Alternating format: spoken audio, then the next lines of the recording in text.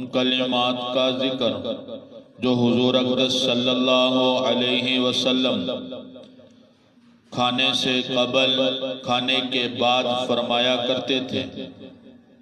عن عمر بن ابی سلمۃ رضی اللہ عنہما انہ دخل علی رسول اللہ صلی اللہ علیہ وسلم وعنده طعام فقال ابن یا بنی فسم اللہ تعالی وکل بیمینک وکل مما یلیک۔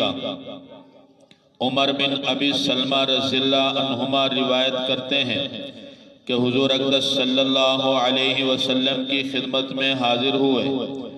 حضور اقدس صلی اللہ علیہ وسلم کے پاس کھانا رکھا ہوا تھا۔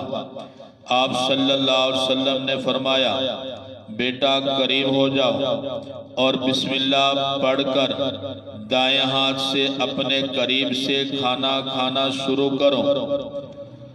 اما عائشہ صدیقہ رضی اللہ عنہا فرماتی ہیں کہ نبی رحمت صلی اللہ علیہ وسلم نے ارشاد فرمایا، اذا اکل احدکم فنسی ان یذکر اللہ تعالی علی طعامہ فلیقل بسم اللہ اولہ وآخرہ۔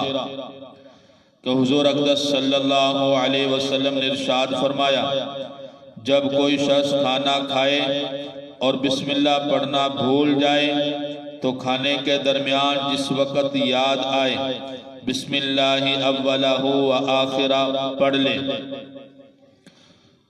حضرت ابو سعید خدری رضی اللہ عنہ فرماتے ہیں، کان رسول اللہ صلی اللہ علیہ وسلم اذا فرغ من طعامہ قال الحمدللہ الذی اطعمنا وسقانا وجعلنا مسلمین۔ کہ حضور اقدس صلی اللہ علیہ وسلم جب کھانے سے فارغ ہوتے تو یہ دعا پڑھتے، الحمدللہ الذی اطعمنا وسقانا وجعلنا مسلمین۔ تمام تعریف اس ذات پاک کے لیے جس نے ہمیں کھانا کھلایا، پانی پلایا اور ہمیں مسلمان بنایا۔ حضرت اما عائشہ صدیقہ رضی اللہ تعالیٰ عنہ فرماتی ہیں، کان النبی صلی اللہ علیہ وسلم یأکل الطعام فی ستۃ من اصحابہ فجاء اعرابی فأکلہ بلقمتین فقال رسول اللہ صلی اللہ علیہ وسلم لو سمّ لکفاکم۔